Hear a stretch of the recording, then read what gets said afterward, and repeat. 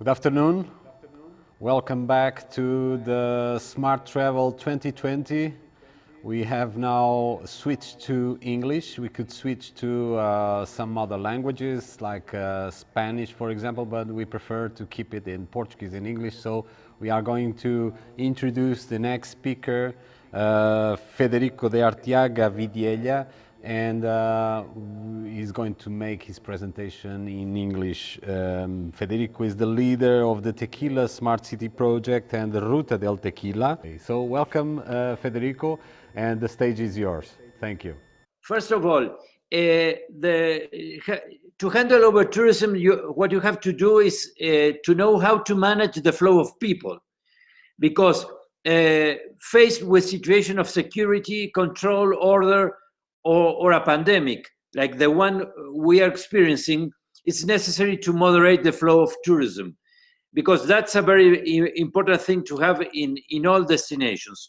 This leads to an analysis of data on the flow of people and vehicles in order to take reactive and preventive actions. The preventive actions are really very, very, very important to manage over tourism.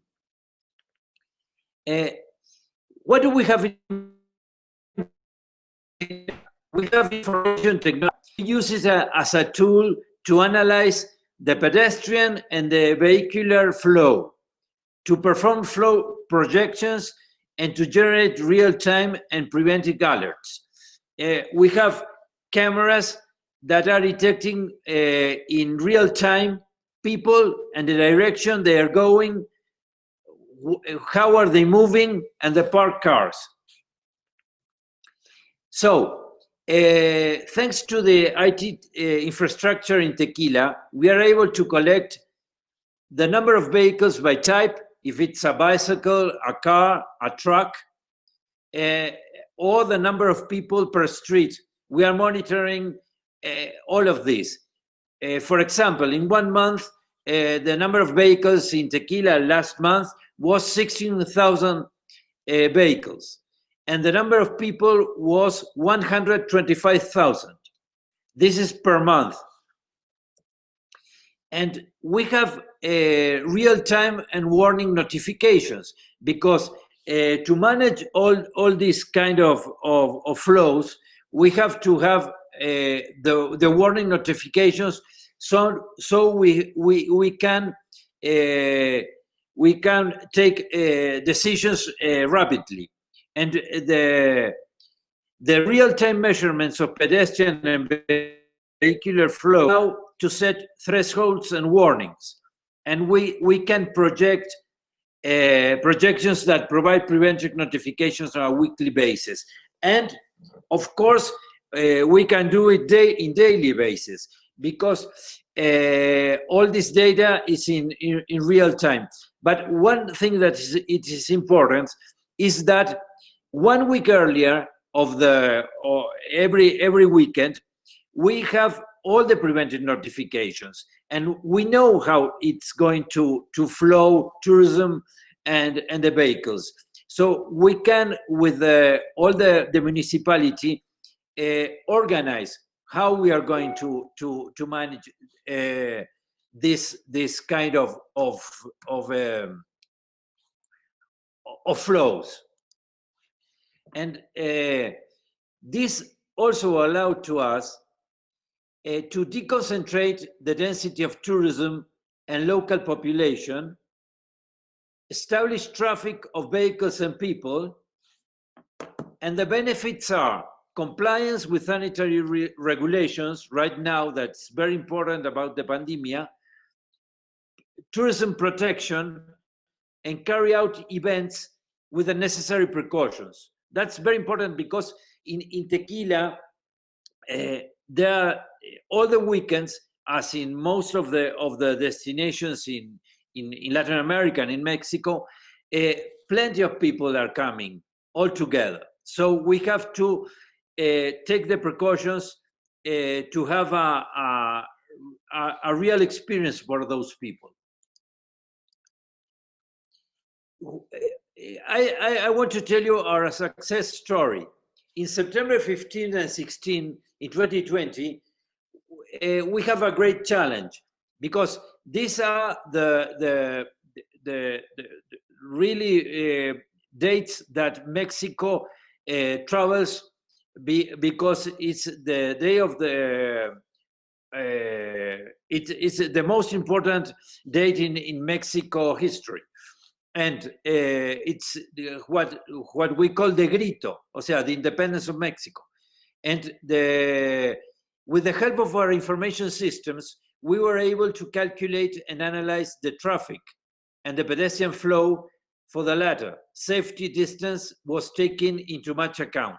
So the result was an order that allowed for clear and consensual decisions. So what we tried to do is, based on the data of 2019, that it was a chaos because the traffic flow was really unpredictable, and we didn't have all this system to have a prevention management of the flows.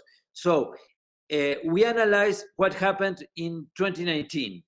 And in the 15 and 16 of September in 2019, there were 30,000 people. So the pedestrian saturation was above the capacity of Tequila Historic Center, more than the 1,300%, and 35% the road saturation. So that was the date with the highest saturation records in 2019. And in 2020, we have to do something to manage this. And in 2019, there was no pandemic, and we have it now. So that was a challenge for all the authorities and all the people that works in, all the stakeholders in Tequila. So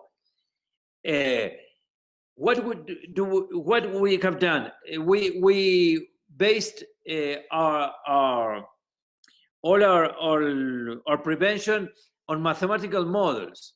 A site for capacity model was developed, allowing for the calculation establishment of limits.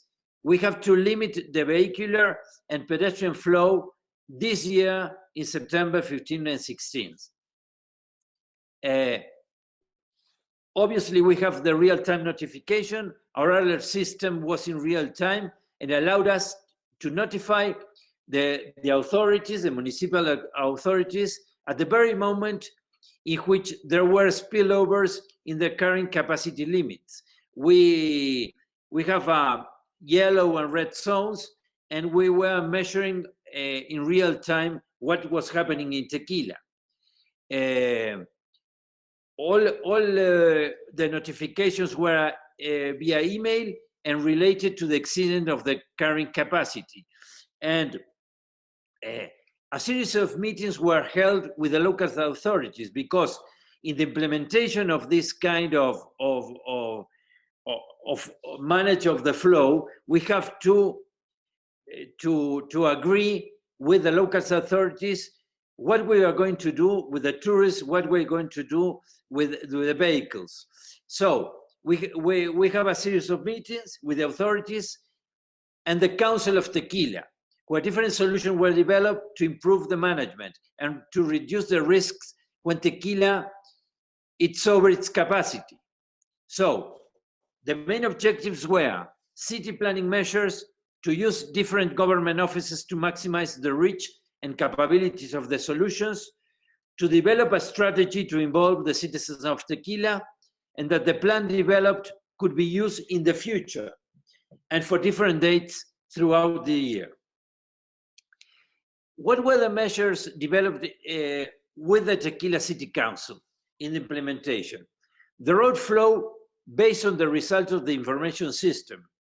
As I told you, what happened in 2019 and what we were going to do in 2020, and have more space for pedestrians, traffic flow improvements, support from emergency brigade, and communication strategy to improve reaction time, pedestrian filters applied to mitigate COVID-19 spread. Campaign by the City Council and GB Group to communicate the COVID-19 prevention measures. Then we have a restriction, 50% capacity in restaurants, coffee and bars, and to establish a sanitary filters for public transport. So these the measures developed for implementation in Tequila in 15 and 16, 2020. The outcome. With these measures, the goal of mitigation, the risk of contagion, and maintaining order during these days was fully achieved. We have zero vehicular saturation. And we have, and the preventive limit was exceeded only on four occasions, and the limit of healthy distance was only exceeded by 83 people. And the limit is 1,000 people per hour. So this was really an achievement and a very good outcome for all of us, for all Tequila as an intelligent city. So,